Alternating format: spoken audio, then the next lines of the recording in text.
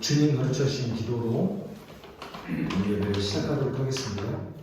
하늘에 계신 우리 아버지여, 이름이 거룩히 여김을 받으시오며 나라가 임하시오며 뜻이 하늘에서 이루어진 것 같이 땅에서도 이루어지이다.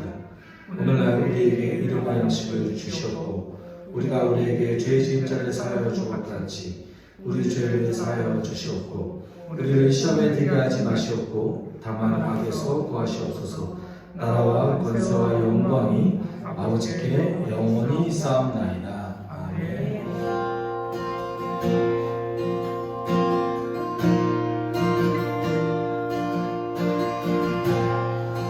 이제 고백합시다. 우리 주 하나님, 우리 주 하나님, 그 영광과 존귀를 받기에 합당하신 지금 여기 계신 하나님,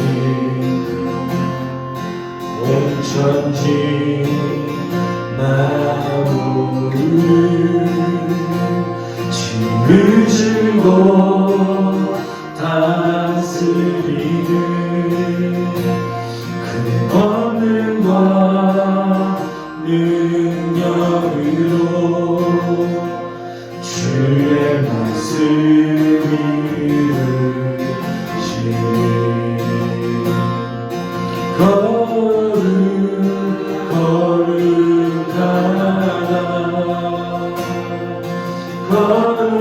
거룩하다 주 하나님,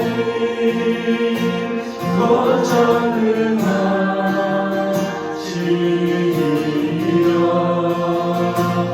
하나님 나라의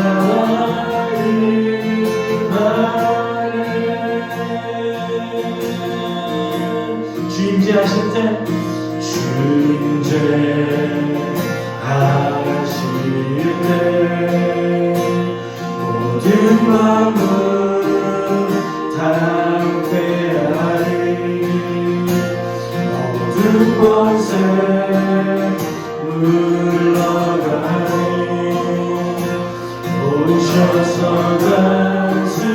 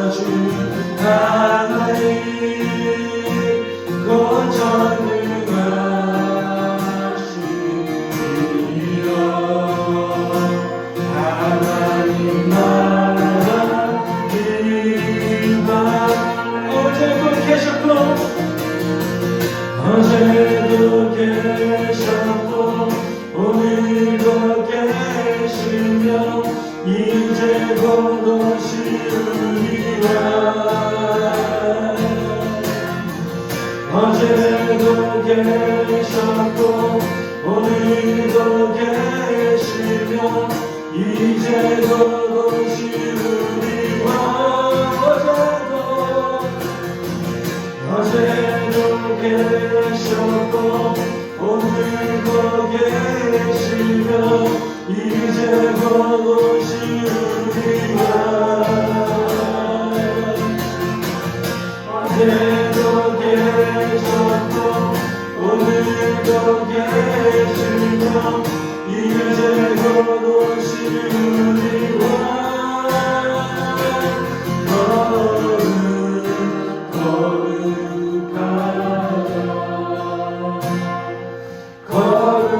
거룩하다 주 하나님, 곧 전능하신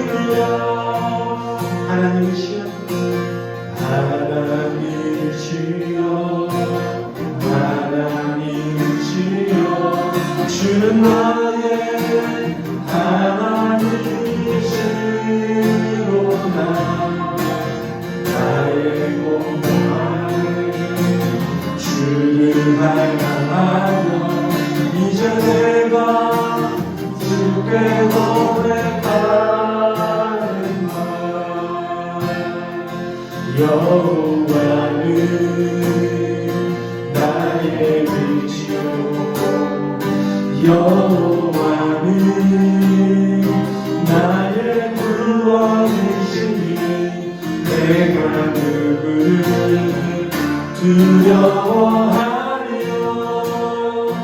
여호와는 생명의 일할 것이니 주의 인자가 생명보다 나으리고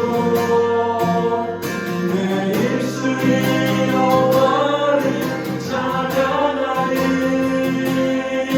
내 평생에 주를 찬양하며 주의 이름으로 내 손들이라. 여호와는 나의 힘이요 여호와는 나의 힘이요 여호와는 나의 구원. 내가 누구를 두려워하리요. 여호와는 생명의 일할 자 주의 인자가 생명보다 나으리로 내 입술이 여호와를 찬양하리. 내 평생에 주를 찬양하며 주의 이름으로 내 손을 주의 인자가 생명보다 나으리로 내 입술이 여호와를 찬양하리. 내 평생에 주를 찬양하며 주의 이름으로 내 손들이라.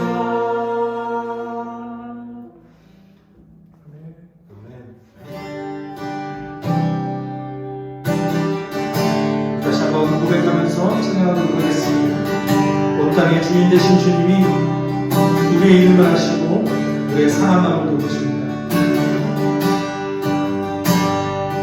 온 땅의 주인 되신 주님이 내 이름 아시며 상함만 돌보네. 어둠 밝히시는 새벽별 바라마는 내 맘 주의 길 비추네. 나로 인하니 아니 주가 행하신 일로 나의 행함이 아니 오직 주로 인하여 나는 오늘 피었다 지는 이름 없는 꽃과 같네. 바다의 파도 함께와 같지만 주는 나를 부르시고 부르짖음 들으시며 날 귀하다시네. 주님은 나의 죄를 보시고 사랑의 눈으로 날 일으키시네. 바다를 잠잠하게 하시며 바다를 잠잠하게 내 영혼의 폭풍 고요케 하시네. 나로 인하니 주가 행하신 일로 나의 행함이 아니 오직 주로 인하여 나를 오늘 피었다 지는 이름 없는 것과 같네. 바다의 파도 함께와 같지만 주는 나를 부르시고 부르짖음 들으시며 날 귀하게 하시네. 나는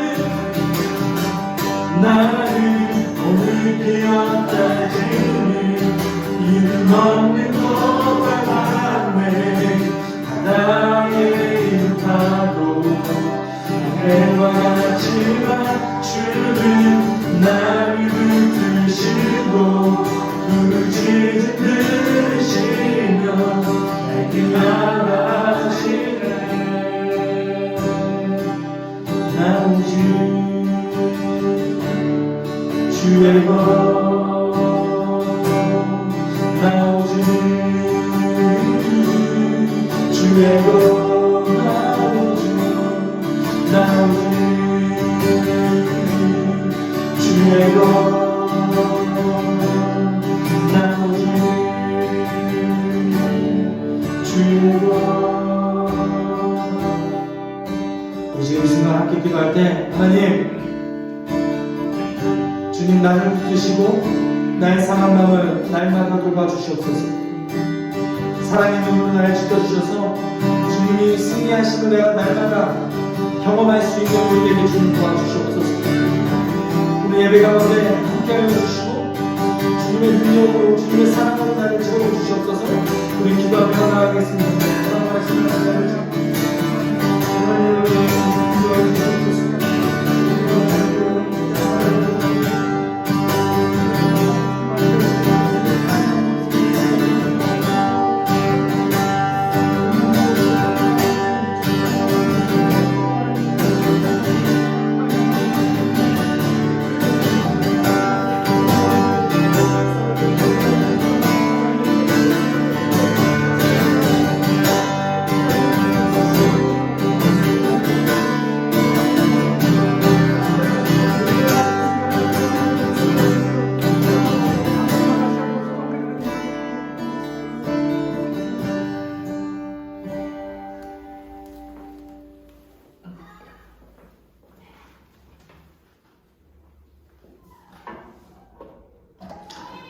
거룩하신 하나님, 정기 찬송 영광을 올려드립니다.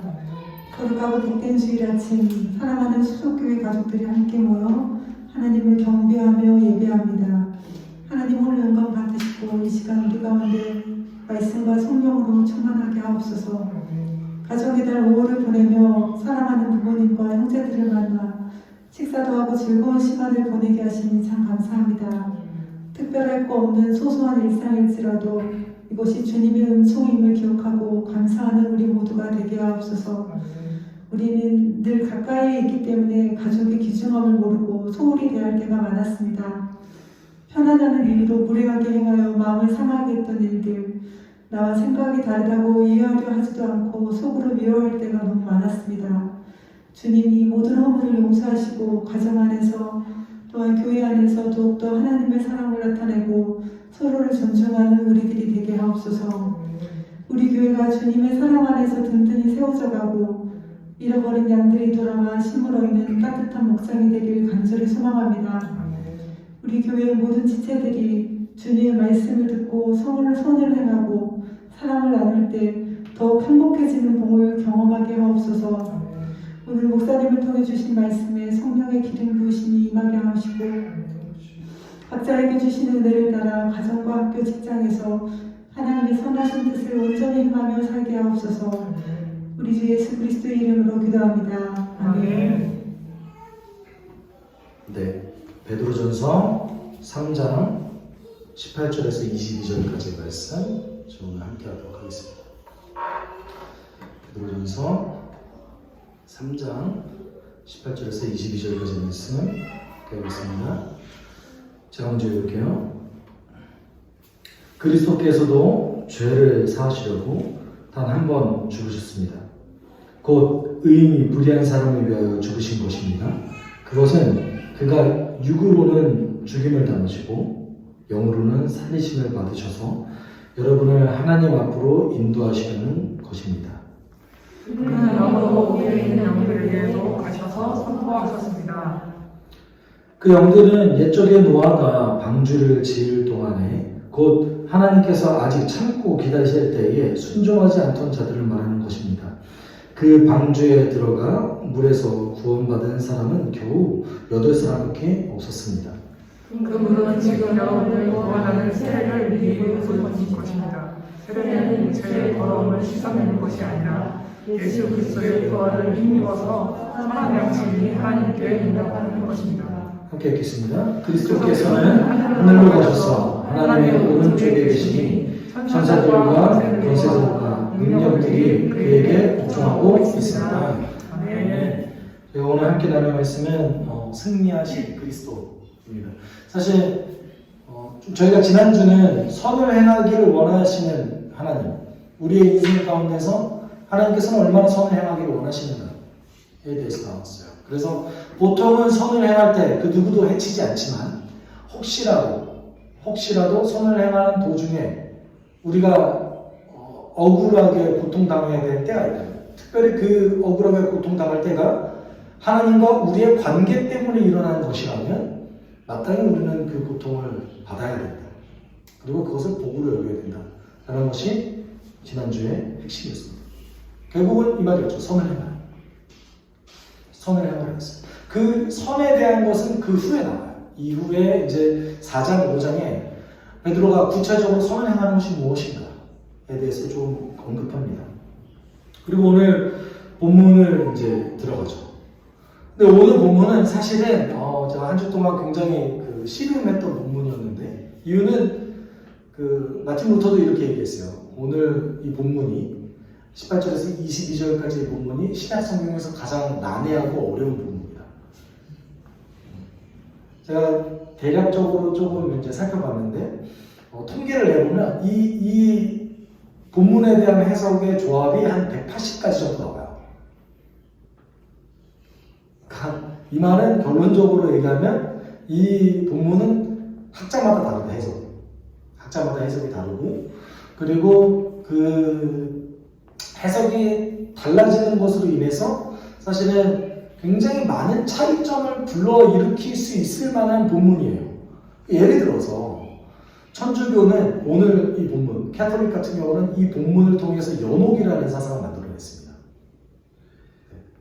그러니까 어거스틴으로부터 시작된 거죠. 사실은 여러분 우리가 굉장히 위대하게 여기는 그 교부 어거스틴도 그 신학적인 오류가 조금씩 있어요. 사람이니까 다 있죠.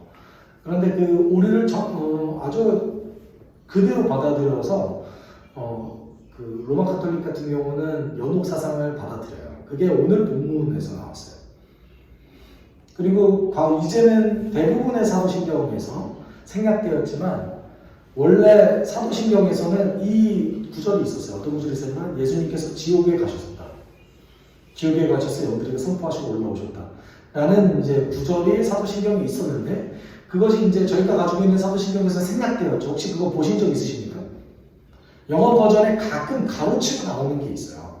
그런데 지금 저희의 대부분의 버전에서는 생략됐어요. 그 이유가 있습니다. 사실은 그것이 AD 400년 정도 로마 교회에서 있었던 그 신앙 고백이었어요. 그런데 그것이 이제 로마 교회가 그 모든 교회를 당시 대표하지 않았습니까? 그래서 그 대표했던 로마 교회가 썼던 그 신앙 고백을 그대로 차용해서 사도신경에 추가했어요. 그래서 초대교회 때는 그 대목이 없었다고 합니다. 그래서 AD 400년 이후에 그것이 추가되었기 때문에 대부분의 학자들이 그것을 다시 한번 생략했어요. 그러니까 이 구절을 통해서 굉장히 많은 일들이 초대교회에 벌어졌고 그리고 지금도 학자마다 해석이 달라요. 그러면 이렇게 모든 사람마다 해석이 다르면 우리는 어떻게 해야 될까요? 이럴 때는 쓰는 방법이 있습니다. 쓰는 방법이 뭐냐면 중심 내용이 무엇인가, 의도가 무엇인가, 그리고 이 성경, 이 본문이 가지고 있는 핵심이 무엇인가 그것만 집어넣으면 돼요. 그리고 그 나머지 부분은 사실은 좀 차이점이 있어도 괜찮습니다. 왜냐면 학자마다 다들 근거가 있거든요. 그래서 문법적으로 큰 문제가 없기 때문에 그런 해석을 했기 때문에 어떤 것을 받아들여도 사실 큰 문제는 없습니다. 다만 중심 내용에서 벗어나지 않으면 됩니다. 그래서 오늘 본문은 사실은 지난주에 얘기했던 선을 행하는 것이 악을 행하는 것 때문에 고통당하는 것보다 낫습니다. 선을 행하다 고통당하는 것이 악을 행하다 고통당하는 것보다 낫습니다. 라는 것을 강화해주는 본문이에요. 결국은 선을 행하라는 것이죠. 그런데 예수 그리스도의 예를 들어서 다시 한번 설명해 준 겁니다. 그래서 선을 행하다가 고통당하는 사람들을 격려해주는 본문인 것이죠. 사실 그것이 중요한 것입니다. 오늘 처음에는 죽음을 통해 인도하시는 예수님에 대해서 얘기하고 있습니다. 18절 이렇게 시작하죠. 그 의로우신 분 그리스도께서도 이전에 또는 단번에로 해석도 할 수 있습니다.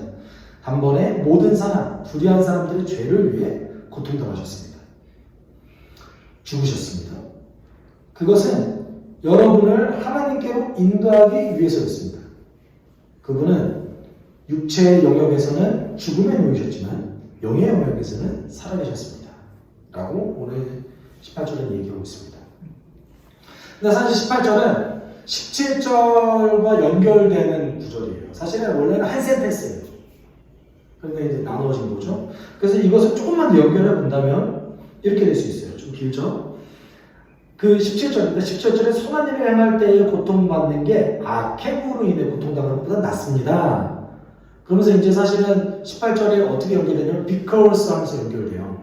그래서 그 이유는 그분은 하나님께 여러분이 인도하기 위해서 그 의로우신 분 그리스도께서는 단번에 모든 사람, 불의한 사람들의 죄를 위해 고통당하셨기 때문입니다. 여기까지가 한 센텐스예요. 사실은. 그래서 너무 길기 때문에 중간에 잘라놓은 거죠. 여러분 혹시 좀 기억해야 될 것이 무엇이냐면 저희가 장절이 구분되어 있잖아요. 원래 성경은 장절이 구분이 없습니다. 원래 성경은 그냥 글이에요. 여러분 소설에 장절이 구분되어 있나요? 없죠. 어떤 편지에 장절 구분하고 이상하지 않아요?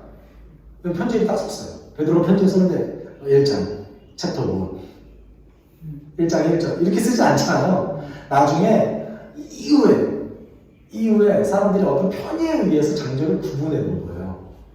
그럼 누가 이거를 장절을 구분했을까요? 인쇄업자들이 구분했어요. 재밌죠?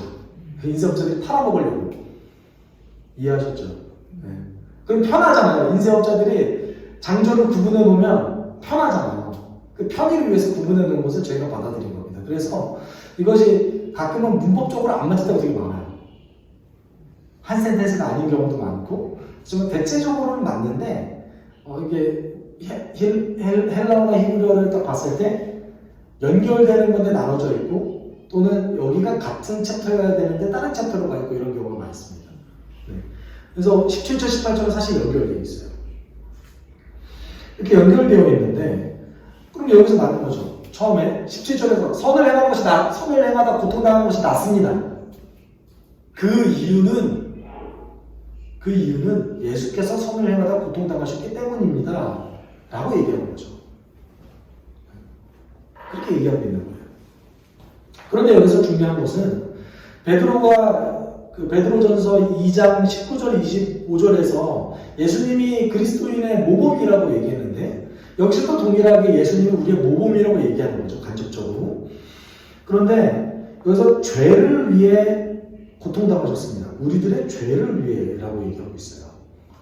70인경에서 죄를 위해라는 이 단어는 사실은 특별히는 모세오경에서 많이 쓰였어요. 여러분, 죄를 위해 어떤 제사를 드리죠? 이게 좀 저희 그 한글 번역 제사로에서는 보통 속죄 제사라고 얘기를 하죠. 그러니까 죄를 없게 해주는 제사 또는 죄의 용서를 비는 제사인 거예요. 이 속죄 제사에 관련돼서 많이 등장하는 단어입니다. 그러니까 예수님이 한 번에 우리를 위해서 제물이 되신 거죠. 속죄 제물이 되신 거예요. 예전에는 속죄 제물이 어떤 거였어요? 양을 가져와요.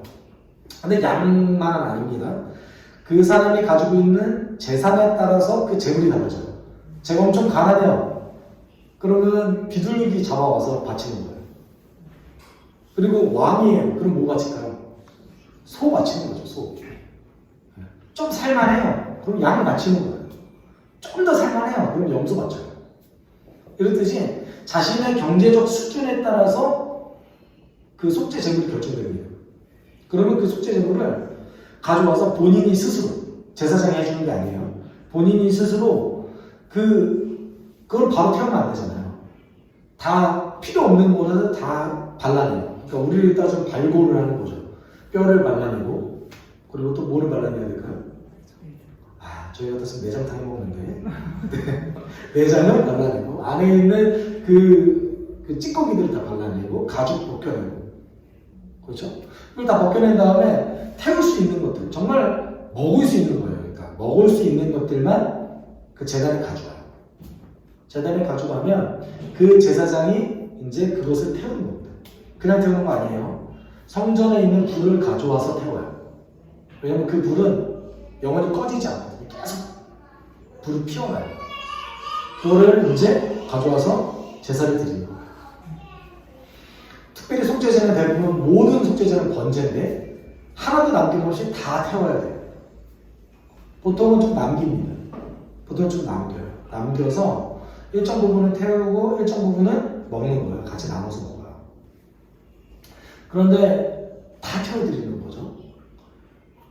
특별히 이 단어를 예수 그리스도께서 썼던 이유가 뭐예요? 예수님을 다 태워서 우리의 죄를 없게 만드는 거예요. 우리의 죄가 있죠. 근데 없게 만들어 주신 거예요.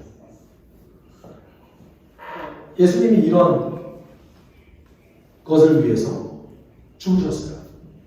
그런데 왜 굳이 베드로는 선한 일을 행하는 것이 더 낫습니다. 그것 때문에 고통받는 게 훨씬 낫습니다. 라고 얘기하면서 예수님의 죽으심을 얘기했을까요? 물론 그것이 선한 일이기도 했고 선한 일 때문에 고통당한 거이기도 했습니다. 그렇지만 베드로는 성도들에게 얘기하고 싶었던 거예요.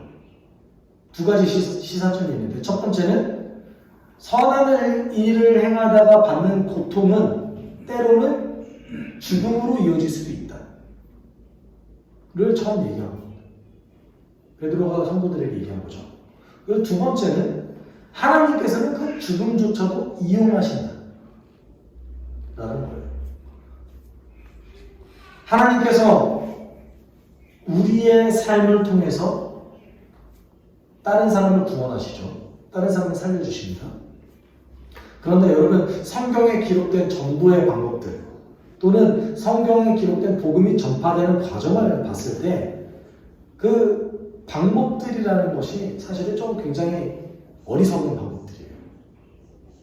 봤을 때 납득이 될 만한 방법은 별로 없습니다. 전도 방법 중에 여러분 쉬운 방법이 어디 있습니까?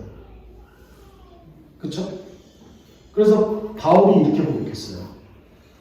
이 세상은 그 지혜로 하나님을 알지 못하였습니다. 하나님의 지혜가 그렇게 되도록 한 것입니다. 하나님께서는 어리석게 들리는 설교를 통하여 믿는 사람들을 구원하시기를 기뻐하신 것입니다. 어리석게 들리는 설교를 통해서 또는 어리석게 들리는 여러분의 인생을 통해서 우리 주변 사람들을 구원하시길 기뻐하신다라고 얘기하고 있습니다. 전도 방법 자체가 어리석다는 거예요. 그렇게 얘기하고 있어요. 그러니까 여러분 생각해 보세요. 어떤 종교적 신념 때문에 죽는 것, 어떤 종교적 신념 때문에 내가 내 생명을 포기하는 것, 어리석어 보이지 않으세요? 그렇죠?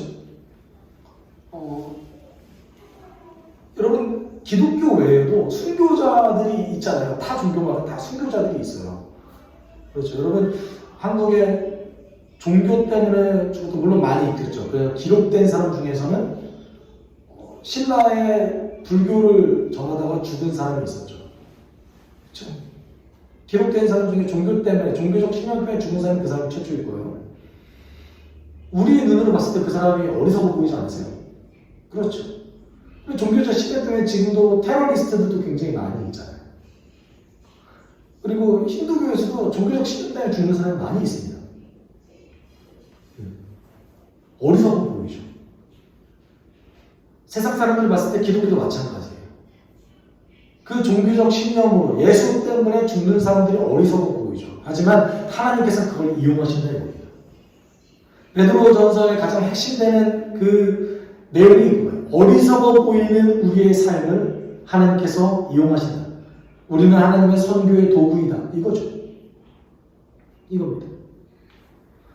그리고 이어서 하반절에 이렇게 얘기하고 있어요. 그분은 육체의 영역에서는 죽음에 놓이셨지만 영의 영역에서는 살아계셨습니다. 라고 얘기하고 있습니다. 사실은 여기서부터 이제 해석의 차이가 엄청나요. 많은 해석의 차이가 있지만 저는 이거를 이렇게 해석했습니다.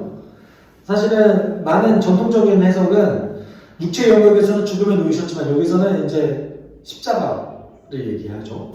그 다음에 영의 영역에서는 살아계셨습니다라고 해서 이 영의 영역을 언제로 얘기하냐면 부활하기 전을 얘기해요. 그러니까 이제 십자가에서 죽으시고 예수님께서 영과 육체의 분리를 경험하셨다라고 보통은 해석을 합니다. 그런데 제가 이 본문을 묵상해서 전혀 그런 것 같지 않아요. 그것을 얘기하고 싶었던 게 아닙니다. 왜냐면 그걸 얘기했을 때 의미가 없어요. 성도들에게 굳이 얘기할 의미가 없어요. 그래서 요새 현대 대부분의 학자들은 어떻게 해석하냐면 육체의 영역에서 죽음에 누우신 십자가가 왔습니다. 이 땅에 오시고 죽으셨어요. 영의 영역에서는 살아나셨습니다라는 것은 부활을 얘기합니다. 그러니까 예수님은 하나님이시잖아요. 하나님이 죽음당하셨다라는 것 자체가 굉장히 센세이셔널한 내용인 거죠. 그 두 가지의 예수님의 그 상태를 얘기한 거예요. 하나는 비천해졌던 죽음의 상태, 하나는 죽음 위에 부활을 경험하시고 영광 받으셨던 그 상태를 병행으로 해서 이제 얘기한 겁니다. 예수님 두 개를 다 경험하셨다 이거예요. 그러니까 성도들에게 이걸 얘기하는 이유가 뭡니까? 예수님은 죽음을 경험하셨지만 그 이후에 승리하셔서 부활하셨습니다. 여러분 지금 고통당하고 있죠? 당신도 예수님처럼 그걸 경험할 거예요. 베드로가 이걸 얘기해 주는 거예요. 그러니까 영이 분리되었다라는 것을 굳이 얘기할 필요가 없어요. 베드로가 얘기하고 싶은 건 뭐예요? 당신도 예수님이 하셨던 그 승리를 경험할 겁니다. 그 부활의 능력을 얘기하고 싶었던 거죠. 이어서 승리하신 예수님에 대해서 이제 얘기하기 시작해요. 19절, 20절, 21절, 22절은 전부 다 그 예수님의 승리를 얘기합니다. 그렇기 때문에 18절 하반절에 나오는 영원을 사셨습니다. 이 말은 부활을 얘기하는 거예요. 그 부활의 승리인 거예요. 그래서 19절, 20절 이렇게 얘기하고 있습니다. 이게 조금 여기가 가장 큰 난해 구절인데 이러한 영역에서 그분은 또한 감옥에 가셨고 영들에게 선포하셨습니다. 그들은 과거에 불순종했습니다. 하나님은 인내하심으로 노아의 날에 방주가 지어지는 동안에 기다리셨습니다. 그 방주 안에서 소수의 사람 8명이 물을 통해서 구함을 받았습니다. 라고 얘기하고 있습니다. 정말 관련 없는 것들만 이렇게 연결되어 있는 것 같죠. 일단 예수님이 감옥에 가셨대요. 보통 이 구절을 세 가지로 해석되어집니다. 첫 번째는 예수님은 노아를 통해 노아 시대에 선포하셨다. 이거예요. 노아를 통해서. 두 번째는 이게 사실은 노아 얘기가 19절 하반절에 나오잖아요. 그랬을 때 뭘 얘기하고 싶었냐면 예수님이 그 창세기 6장의 그 노아 시대에 예수님이 그때 이미 한번 이 땅에 내려오셔서 노아를 통해서 세상 사람들에게 선포를 하셨다 이거예요. 그때도 멸망의 시대 아닙니까? 멸망에 대해서 한번 선포하셨다 이겁니다. 이게 이제 가장 전통적인 해석이고요. 두 번째는 예수님께서 지옥에 가셔서 복음을 선포했다 이거예요. 그러니까 예수님 죽으시고 부활하시기 전 그 3일 동안에 지옥에 가셔서 그 영들에게, 그 감옥이 지옥이라고 해석을 하는 거예요. 그 영들에게 복음을 선포하셨다. 이것 때문에 사도신경이 상격된 부분이 있었던 거예요. 예수님 지옥에 가셨다. 감옥에 가셨다. 라는 것 때문에. 그런데 저도 사실은 전통적으로는 이거를 많이 받아들이는 사람도 많이 있습니다. 그렇지만 제가 연구하다가 제가 1번 또는 2번이었거든요. 그 어중간한 사이에 있었어요. 저의 그 해석이. 근데 제가 연구를 하다 보니까 이게 문맥에 맞지 않아요. 첫 번째, 예수님이 굳이 지옥에 갇혀서 선포하신 이유가 없어요. 이미 심판받은 사람들에 대해서. 그렇죠. 그리고 그들에게 복음이 필요가 없어요.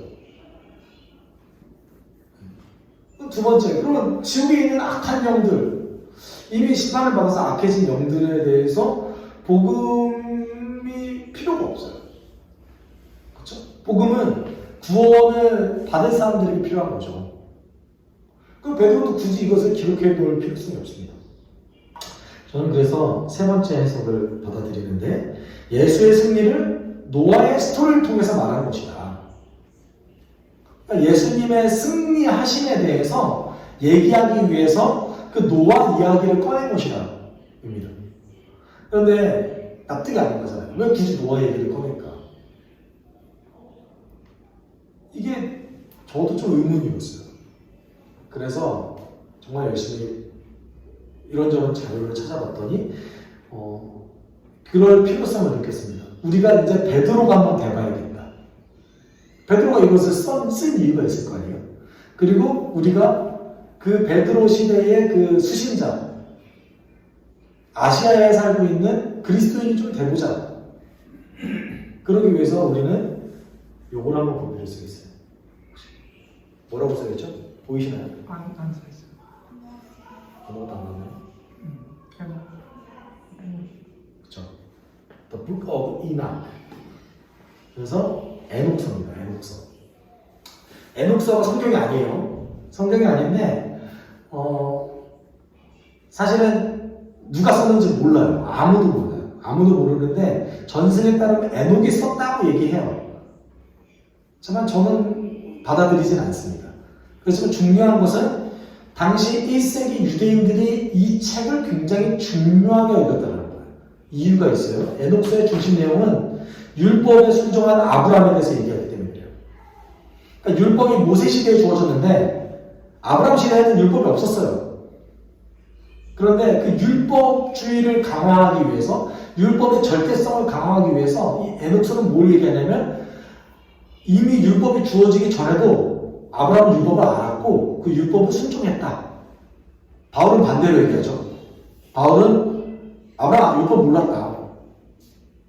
왜 굳이 아브라함 율법을 순종하냐? 율법은 아브라함 이후에 나타난 거다. 이게 요거를 반박한 거예요. 이 에녹서를. 그런데 왜 에녹서가 중요하냐면, 여러분, 노아가 에녹의 손자예요. 에녹의 손자인데 이 에녹서에는 유대인들의 생각인 거예요. 그러니까 이게 성경적이다 이게 아닙니다. 유대인들이 이렇게 생각했다 이겁니다. 에녹서에는 에녹이 하나님 나라에 올라갔을 때 죽지 않고 하늘나라에 올라갔어요. 365세에 딱 1년이죠. 365세에 하늘나라로 올라갔어요. 창세기 그것은 완전히 기록되어 있죠. 근데 성경에서는 하나님과 동행했다 외에는 에녹에 대한 기록이 없어요. 근데 이 에녹서에는 있어요. 이 에녹서에는 몇 가지 스토리가 나옵니다. 스토리가 나오는데, 일단 에녹이 하늘나라에 올라갔어요. 하늘나라에 올라갔는데 그 하늘나라에서 에녹이 누구랑 같이 살았냐면, 첫 번째 파수꾼들, 두 번째는 천사들이었어요. 그런데 이 파수꾼들이 에녹서에 의하면, 성경적이지 않습니다. 이거는 에녹서에 의하면 6장에 등장하는 하나님의 아들들이 파수꾼들이에요. 에녹서에 의하면. 여러분, 그 창세기 6장에 하나님의 아들들과 인간의 딸들이 결합해서 자손을 낳아요. 네피림 거인들이라고 얘기하는데, 이 결합과 자손을 낳는 것을 통해서 하나님 뭐라고 계시냐면, 야, 너희들이 너무 악해서 안 되겠다. 내가 너희들을 심판해야겠다라고 얘기합니다. 그러니까 에녹서에 의하면 이 파수꾼들은 인간의 여인들과 결합했던 사람이고, 노아 홍수의 원인을 제공한 자들이에요. 그리고 에녹서에 의하면 하나님 나라에서 타락해서 그 하나님 나라 밑에 층에 떨어진, 유대인들은 3층천을 얘기하거든요. 그 밑에 층에 얘기한 그 위치한 사람이라고 얘기합니다. 그러니까 영들인데 천사들과 비슷하게 타락한 천사들인 거죠. 그런데 이 타락한 천사들이 에녹이 파수꾼들과 같이 살았다고 했잖아요. 에녹서에 의하면 이 사람들이, 이 자들이 뭐를 하냐면 에녹한테 가서 비는 거예요. 아, 내가 너무 잘못했어. 하나님한테 제발 중재 좀 해줘. 내가 잘못했어. 네, 이렇게 얘기해요.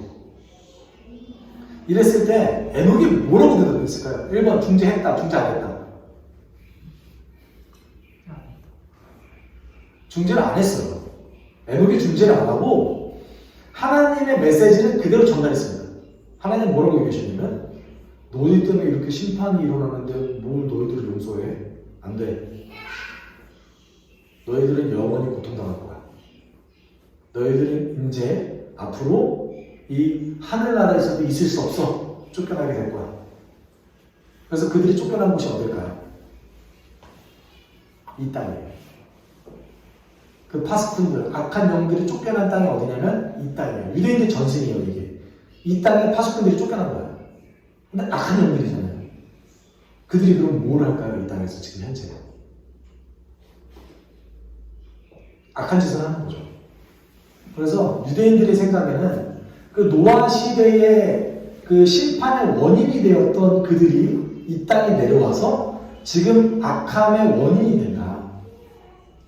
라고 얘기하고 있어요. 그리고 그들에게, 그 파수꾼들에게 이 세상은 그럼 뭐가 될까요? 감옥이 되는 거예요. 베드로는요, 이 에녹서를 인용한 거예요, 사실은. 이 에녹서의 내용을 가지고 감옥에 오셨다라는 게 이 세상에 왔다 이거예요. 파수꾼들에게 감옥에 오셨다. 그래서 악한 영들에게 선포했다 보니까 파수꾼들에게 선포했다 이거예요. 뭘요? 승리를. 여러분, 그럼 이렇게 생각할 수 있잖아요. 노아 스토리를 우리는 아는데 유대인들은 알 거 아닙니까? 그런데 그러면 일반인들이 또는 이제 이방인들, 유대인이 아닌 그리스도인들도 노아 스토리를 알았을까? 이게 중요하잖아요. 당연히 알았습니다. 이게 뭐로 보이세요? 동전으로 보이시죠? 이거 로마 황제가 발행한 동전이에요. 여기 보면 뒷면에 로마 황제 모습이 나오고 그 다음 면에 뭐가 나오냐면 노아와 노아의 아내 그리고 노아의 자녀들 방주가 나와요. 여러분 로마 황제가 자신의 동전으로 주화로 뭘 만들었어요? 노아 동전을 만들었어요. 그러니까 로마 제국 전체 내에서 이것이 몇 번 발행됐냐면 6번 발행됐어요. 그러니까 노아라는 그 인물 자체가 그 가장 유명한 성경 인물이었어요. 그 제국 전체에서. 당연히 소아시아 지역 사람들은 당연히 알고 있죠. 노아는 아주 위대한 사람으로 알고 있어요. 왜냐면 그 홍수 스토리가 소아시아 그 지역에 굉장히 많이 있었거든요. 근데 그 홍수 스토리의 주인공이 누구예요? 노아예요. 그래서 모든 사람들은 그리스도인이 아니어도 유대인이 아니더라도 노아를 이렇게 생각했어요. 선한 선지자 또는 선한 설교자라고 생각했습니다. 그래서 베드로가 노아의 스토리를 인용한 거예요. 다시 우리가 저기를 볼까요, 잠시? 19절, 20절을 보면 베드로가 그래서 얘기하고 싶었던 게 이겁니다. 얘기하고 싶었던 것은 쉽게 얘기하면 이거예요. 예수님은 그 십자가의 죽으심과 부활을 통해서 악한 이 세상이에요. 19절에 그 악한 이 세상, 감옥이 이 세상이에요. 악한 이 세상에서 하나님의 말씀을 전하셨다. 그리고 악한 영들에게도 하나님을 선포하셨다. 그 스스로가 구원자가 되셨다라고 얘기하고 있는 겁니다. 그렇지만 베드로 시대에도 마치 노아의 시대처럼 예수님의 말씀을 온전히 듣는 사람이 별로 없었어요. 베드로가 얘기하고 싶은 건 이거예요. 방주가 다 지어질 그 120년 동안 노아는 그 방주를 만드는 행위를 통해서 이 땅이 심판받을 것을 이미 전했다 이거예요. 그렇게 전했음에도 불구하고 누구만 살아남았다? 8명만 살아남았다. 여러분 이게 그리스도인들에게 주어진 편지 아닙니까? 그쵸? 소수만 살아남았습니다 이거예요. 그럼 그리스도인들에게 이거를 해석한다면 뭡니까? 당신이 지금 고통당하고 있지만 모욕당하고 있지만 노아가 그랬듯이 노아가 방주를 만들 때 놀림당했고 조롱당했듯이 우리가 지금 그런 위치에 처했지만 하나님 우리의 삶을 통해서 지금 메시지를 전하고 있는 거다.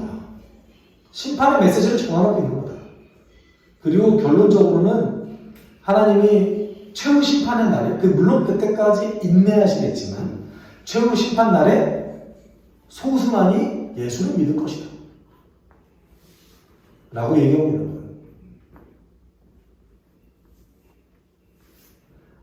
거예요. 이것을 저희가 들으면 너무 어렵죠. 했어요. 뭐지? 무슨 말이지?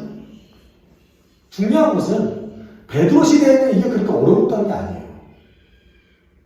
모든 사람이 알고 있는 스토리를 가져와서 베드로가 그 내용을 전한 거예요. 잘 견뎌내라. 노아 시절에도 8명만 구원받았다.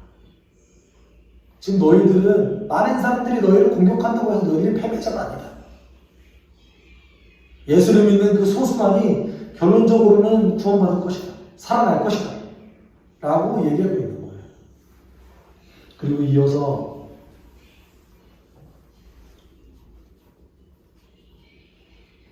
21절에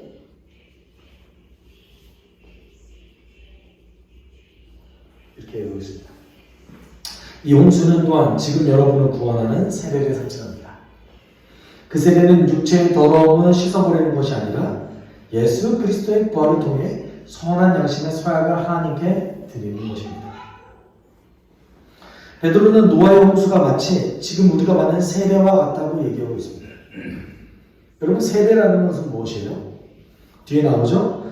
예수 그리스도의 부활을 통해 선한 양심의 서약을 하나님께 드리는 것, 이것이 베드로가 생각하는 세례였어요. 그러면 노아의 홍수가 왜 세례가 될 수 있을까요?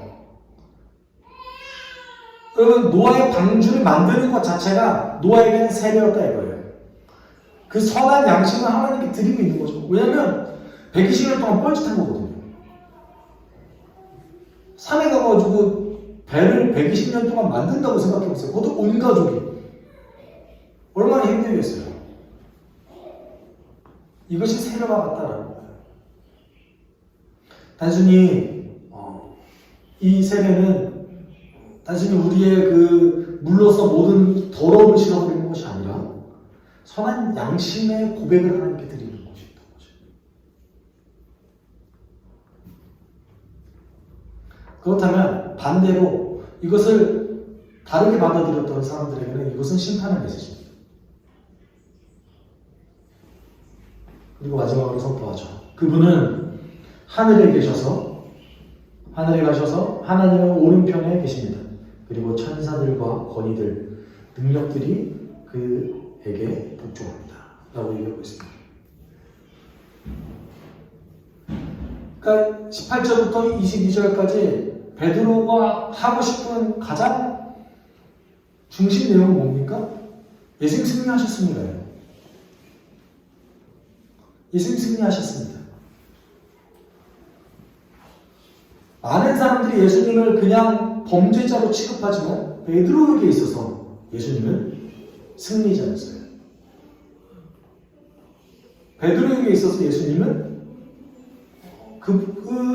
더 하나에 없는 승리의 모습을 취하셨어요. 여러분, 베드로는 그 기억을 갖고 있습니다. 성경 마태복음, 마가, 누가, 요한복음, 특별히 마태, 마가복음에서는 그것이 더 잘 기록하고 있는데요. 사단이 예수님을 십자가에 못 박기 위해서 그렇게 노력을 해요. 사단이. 심지어 가룟 유다에게는 사단이 들어갔다라는 표현이 있습니다. 그래서 가룟 유다에게 사단이 들어가서 가룟 유다가 예수님을 은30을 팔아버려요. 그것이 예수님이 십자가에 못 박히는 결정적인 역할을 하죠. 사단이 그것을 위해서 아주 노력을 합니다. 근데 사단이 그렇게 미친듯이 노력을 해서 예수님을 결국 죽였어요. 근데 이게 뭐가 되어버린 거예요? 자살골을 넣은 거예요. 사단이 그렇게 노력해서 예수 십자가를 못 박았는데 알고 보니까 이게 하나님의 계획이었던 거예요. 그래서 윌라스라는 학자는 이걸 뭐라고 표현하냐면 하나님의 모략이라고 표현해요. 하나님의 놀라운 지혜로 사단이 그렇게 미친듯이 노력했던 그 원수가 미친듯이 노력했던 그 성과를 취하셨어요. 그래서 그것을 완전 180도로 전환시켜버렸던 사건이 뭡니까? 부활이죠. 사단의 노력을 완전 없게 만든 거예요. 그리고 결론적으로 승리한 거죠. 사단이 왜 십자가에 예수님을 못 받고 싶었습니까? 하나님을 모욕하기 위해서였던 거죠. 근데 결론은 어떻게 됐습니까? 그 십자가가 사단의 그 계략을 올가매는 승리의 상징이 되어버렸어요. 그럼 베드로가 얘기하고 싶었던 게 이겁니다. 고통당하는 성도들을 향해서 당신은 변해서는 안 합니다. 예수 그리스도가 십자가를 통해서 승리하셨던 것을 제발 기억하십시오. 라고 얘기하고 있는 거죠. 그렇다면 우리는 어떤 태도를 가져야 됩니까? 그런데 21세기 살아가는 많은 성도들은 너무 생각이 빨라요. 그리고 우리는 현상을 바라보면서 하나님을 해석하죠. 이런 일이 벌어졌으니까 하나님은 이런 분이실 거야. 성경이 베드로가 지금 그렇게 얘기하고 있나요? 아니요.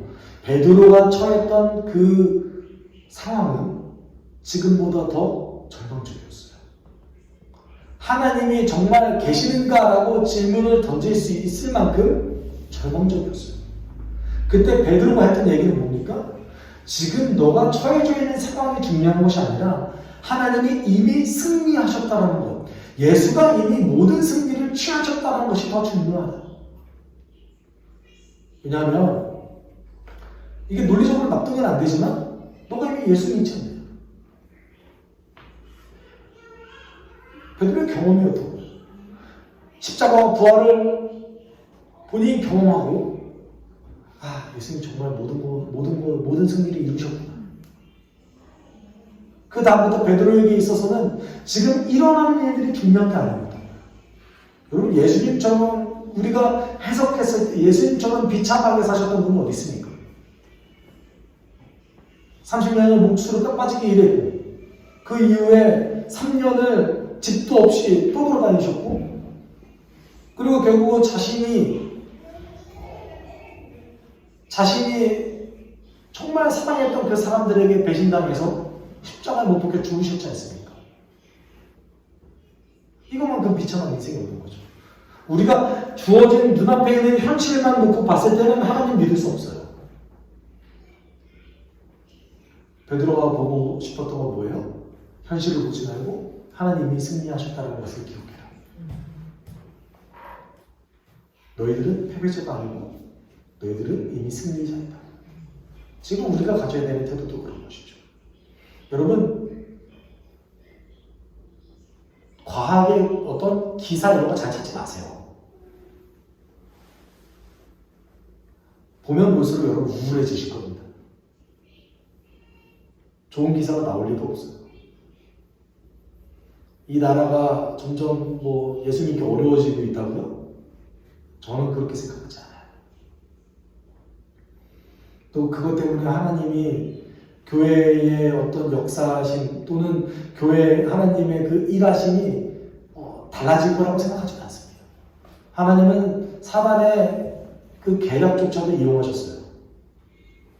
이따의 국가, 그 다음에 교회에 대한 부정적인 생각, 하나님께 그것은 중요한 게 아닙니다. 중요한 것은 예수님께서 하셨던 그 일과 그것을 위해서 노력하는 우리들이 중요한 것이죠.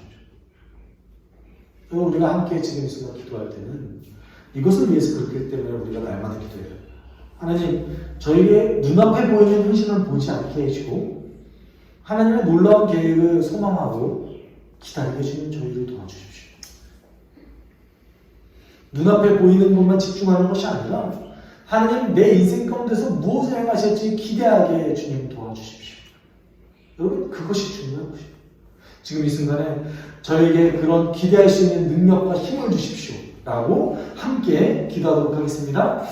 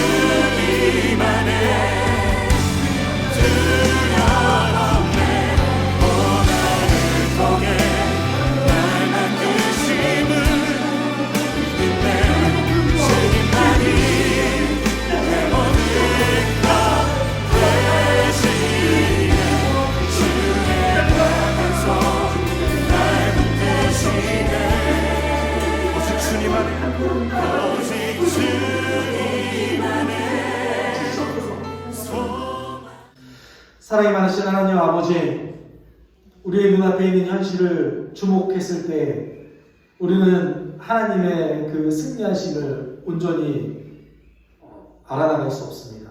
하나님, 우리가 말씀에 집중해서 하나님께서 이미 하셨던 그 일과 우리에게 주어졌던 그 은혜들을 생각하며 날마다 살아나가게 주님 도와주시옵소서. 우리에게 능력을 부어주셔서 예수님이 승리하셨다는 것을 기억하고 그 승리자의 삶을 살아가게 주님 도와주시옵소서. 하나님, 그랬을 때 우리의 삶에 변화가 있을 거라 믿습니다. 하나님, 그랬을 때 우리 주변에 예수 그리스도를 믿는 자들이 한 명 한 명 생길 거라 믿습니다. 주님, 복음의 능력이 지금 이 순간을도 이 세상을 지배하고 있다는 것을 우리가 기억하고 그 능력을 체험할 수 있게 주님 도와주시옵소서. 감사드리며 거룩하신 예수 그리스도의 이름으로 기도드립니다.